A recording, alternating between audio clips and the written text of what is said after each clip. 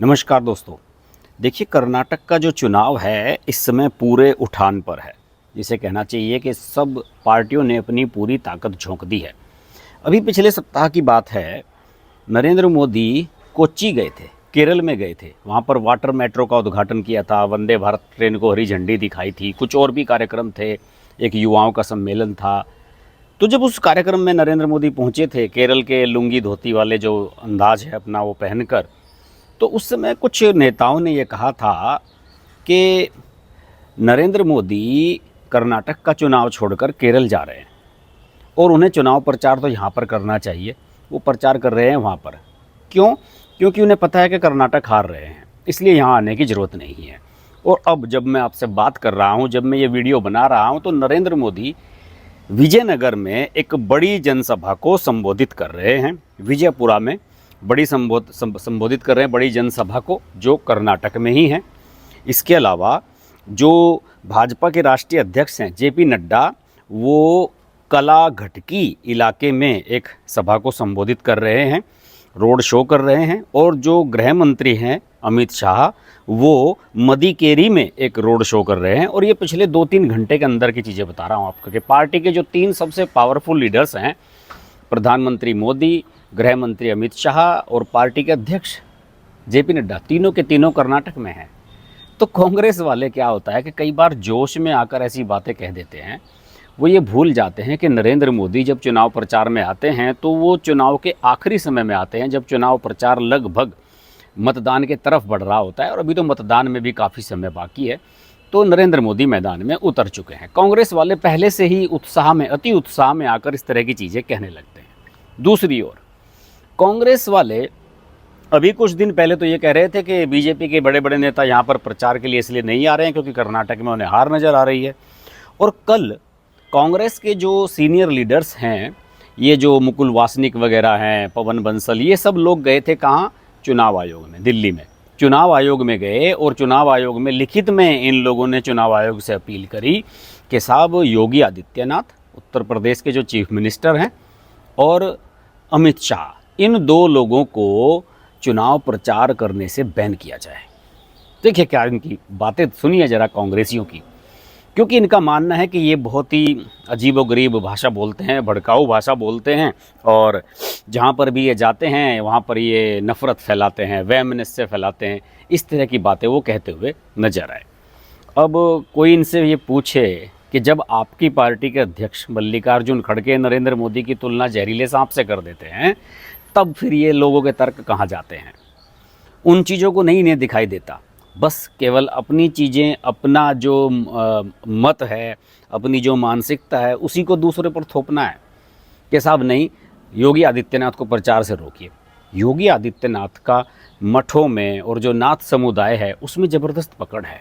आप जानते होंगे कि बहुत सारे मठ हैं कर्नाटक में, और वहाँ पर योगी आदित्यनाथ जो भगवाधारी खुद एक पॉलिटिशियन हैं, उनका एक बड़ा इम्पैक्ट है वहाँ पर। और जब स्टार प्रचारकों की सूची जारी हुई थी भारतीय जनता पार्टी की, तो योगी आदित्यनाथ का नाम उसमें था।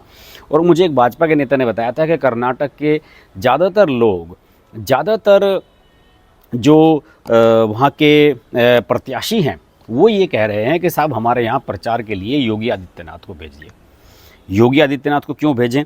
क्योंकि योगी आदित्यनाथ ने अपनी गुड गवर्नेंस के मामले में एक बड़ी पहचान बनाई है। योगी आदित्यनाथ को हिंदूवादी फेस के रूप में बीजेपी के इस समय देखा जाता है, और जहां वो जाते हैं वहां का माहौल बदल कर रख देते हैं। और यही वजह है कि कांग्रेस नहीं चाहती कि योगी आदित्यनाथ की सभाएं, ज़्यादा से ज़्यादा सभाएं कर्नाटक में हों। और देखिए, योगी आदित्यनाथ का जलवा देखिए कि मुख्तार अंसारी, जो माफिया लंबे समय से जेल में बंद है, मऊ का विधायक भी रह चुका है, उसका बेटा मऊ का विधायक है इस समय और वो भी जेल में है, उसको आज सजा हुई है एक पुराने मामले में। एमपी एमएलए कोर्ट ने 10 साल की कैद और 5 लाख रुपए का जुर्माना सुनाया है, और गैंगस्टर मामले में ये उनको सजा सुनाई गई है मुख्तार अंसारी को। तो ये है जलवा योगी आदित्यनाथ का। अतीक अहमद आज इस दुनिया में नहीं है, केवल और केवल इसी वजह से कि उसके खिलाफ जितने भी मामले थे उनमें फास्ट ट्रायल, फास्ट जांच कराई, इन्वेस्टिगेशन तेज़ी से कराया योगी आदित्यनाथ ने। और इसी वजह से योगी आदित्यनाथ के खिलाफ जितने भी मामले थे, अतीक अहमद के खिलाफ जितने भी मामले थे, उन सब मामलों में तेज गति आई। और देखिए, अभी उमेश पाल वाला जो मामला हुआ, हत्याकांड हुआ था, उसमें उसको सज़ा भी सुना दी गई थी, जबकि 44 साल में इतने सारे क्राइम और इतने सारे अपराधों में अतीक अहमद का नाम था, किसी में आज तक सज़ा नहीं हुई थी। क्यों? क्योंकि ये कांग्रेस जैसे और दूसरे राजनीतिक दल हैं, समाजवादी पार्टी, बहुजन समाज पार्टी, ये लोग तो अतीक अहमद जैसे लोगों को शेल्टर देते रहे, ये उनके खिलाफ क्या कार्रवाई करते।